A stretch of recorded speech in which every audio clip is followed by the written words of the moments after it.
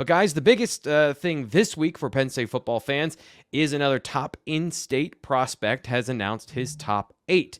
Andrew Olesh is down to 8 schools. Penn State is among them. So we'll get into the names and all those things here in this particular conversation about Andrew. But what stands out to you about this list, Ryan? Missouri stands out to me, which is interesting just because I figured that was going to be in there, right? Now, I think this is a Michigan, Penn State, Alabama top 3. I'm really going on a limb there, right? With those 3 official visits already set and the other ones not being worked in. But I would have said that too before I knew those visits, to be fair. But it makes sense. Those are the first 3 locks in. I could see 2 more getting in there as well. I would lean towards Florida State being one of them at the moment. If I had to pick one, maybe Ole Miss. We'll see. I think that he does seem like he's going to take a Missouri unofficial visit soon. So let's see how that goes. And obviously relationship with Zollers. So let's see where things progress there. But this is in my opinion, kind of a gut check recruitment for Penn State. This is a recruitment that 10 years ago, I feel like would be done already. 8 visits in a year, camp twice. Family members went to Penn State, grew up supporting Penn State. Like this is one of those recruitments that, like I said, I mean, many years ago, I think would be done. So the fact that 1 year ago it was done. It was done with Luke Reynolds. I mean, fair, but Luke Reynolds didn't grow up a Penn State fan. You know what I'm saying? Like there were so many things there. Like this is like, I don't know. I feel like even we don't say many, we'll say 3-4 years ago, like he would make sense to be the first commit in the class. And obviously he got an offer a little bit later. So that's why, that wouldn't really be the case. But anyway, I just feel like this is when I look at Zollers going elsewhere, and I look at Zahir Mathis, and I know Penn State kind of, I'm not saying they cooled on him, but they weren't as high on him at the end as maybe his ratings said. Like they've already lost on a couple top guys, and Michael Carroll's not going to be easy to get either. Like this is one of those recruitments that they really have to get. I feel like if he goes anywhere else, it's a disappointment. Fitz, what do you think? I agree with Ryan there. You're wary about the situation that maybe. So sometimes when things aren't as easy as they should be, that's when you kind of get worried. And I think with Olesh, I don't think the worry is there because I still think Penn State's on top here. But like as Ryan mentioned, this was one that if you look back at several recruitments, and we talk about how logic dictates a lot of this stuff and history repeats itself. I mean, this is a situation where we see a lot of, this is a Southern Lehigh kid. Like you don't see too many of those on the college football radar. So the in-state giant should, be in the mix here. He went out and he sort of opened some eyes, and there's a lot of I don't want to say hangers on, but he caught a lot of offers as that waterfall started coming over the edge there. Yeah. And he's very talented, top 100 player on 3 and everything like that. But it's just one of those things where as word continued to get out, the interest didn't really stop. Miami got two tight ends over the weekend, and he was down there. They got 2 tight ends last week. He was down there over the weekend, so they kind of washed themselves out. So some of this will work itself out in the laundry, but at the same time, it's probably a little bit harder than it should be. And he's enjoying the process, and we see different examples of that. You mentioned Michael Carroll, a little bit ago.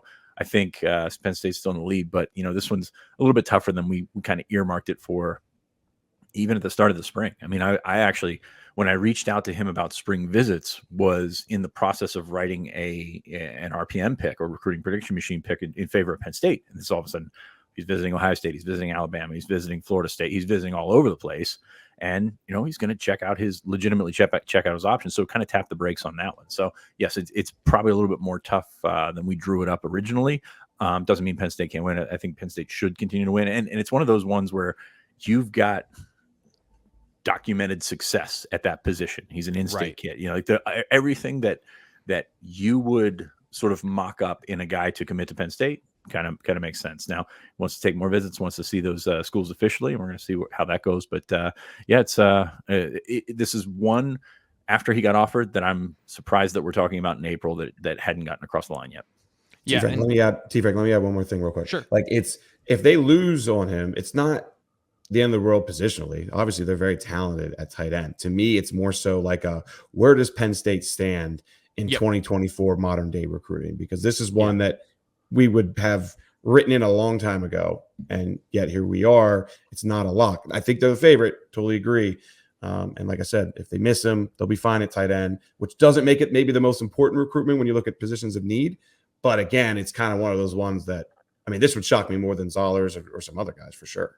Yeah, and Michael McCullen puts in the chat here, cue the hand wringing, and I think it's fair, and I think it's fair what you just said, and I guess that's where I want to take the conversation, the similarities and differences with the Matt Zollers conversation, because I think there is a lot of on-edge nervousness about, you guys mentioned Michael Carroll, like perfect setup for all of these things of I don't think in-state that's prospects.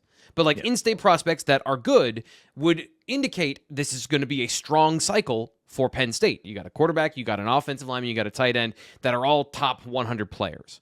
And it just does not feel settled. So I guess what are the differences with Zollers and then these other players? And I know we've talked a little bit about this, but just for fans that are need to be reassured or reminded of this, of what are the differences here between those particular recruitments, Ryan? So if there's one thing we learned from Zollers' press conference is that it's Zollers. Let's get that right. Do you remember his coach? He was like, everybody, all the media, so you know, it's Zollers. He was very firm with that.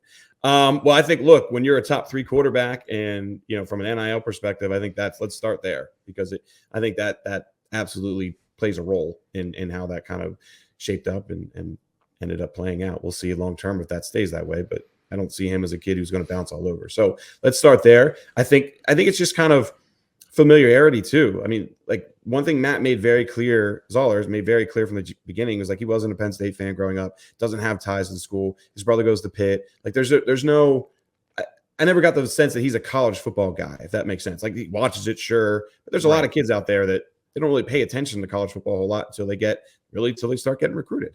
Like, I don't think that's the case with Olesh. Like, I'm pretty sure this guy's been going to games for a long time. Like I said, family members who graduated here, like there is just much more familiarity there. And again, go back to also the position thing, quarterback, Penn State's been, meh, kind of at developing quarterbacks over the years. That's not the case at tight end. So there's a lot of ways we can keep going on and on about it. But to me, it's just, this is one that, man, if they didn't get him, it would really, that would send off alarm bells to me more than anything else. Yeah, and I don't want to dive into too many of the negative potentialities and kind of catastrophize, but those feel like they are possibilities at this point, as opposed to what you guys have been talking about. So it's just, Fitz, any last thoughts here on this particular recruitment and is where we are with Olesh? How different are they? One's a quarterback, one's a tight end. All respect due to my tight end brethren. Hey man, that's a different NIL wage scale, if you will. So that's going to change things in terms of how you can go after them. And there's schools that may have the arsenal to go after a tight end as if he was an elevated position prospect. But tight ends aren't going to get the respect that they probably deserve from a dollar aspect, and that's that's probably advantageous to Penn State here. I will say Penn State fans are sort of Charlie Brown going up to the football here, waiting for that ball to get yanked away. I don't necessarily think that that's going to happen, but I think that's Penn State fans on their toes right now, I guess you could say. Yeah, for sure. Like Michael Carroll, that bothers me, or that would concern me if I'm a Penn State fan much more than Olesh.